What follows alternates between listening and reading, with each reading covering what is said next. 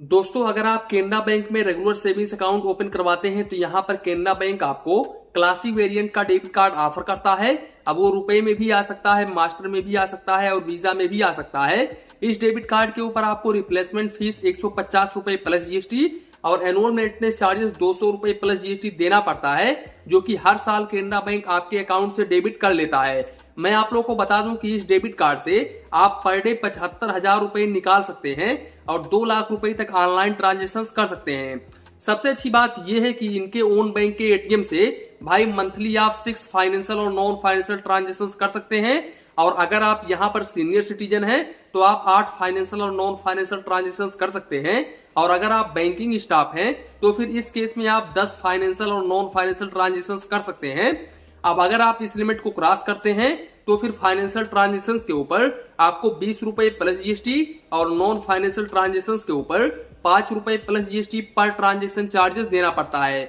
वहीं पर दूसरे बैंक के एटीएम से मंथली आप 5 फाइनेंशियल और नॉन फाइनेंशियल ट्रांजेक्शन कर सकते हैं और मेट्रो सिटी से मंथली आप 3 फाइनेंशियल और नॉन फाइनेंशियल ट्रांजेक्शन कर सकते हैं।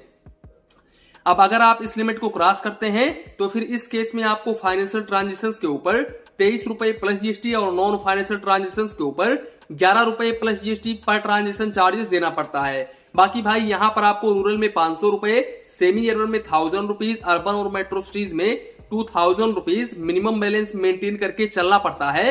हालांकि अगर आप इस मिनिमम बैलेंस को मेंटेन नहीं करते हो तो फिर इस केस में आपको कोई भी चार्जेस नहीं देना पड़ता है। मैं आप लोगों को बता दूं कि केनरा बैंक में 22 पैसे पर एसएमएस अलर्ट के ऊपर चार्जेस देना पड़ता है।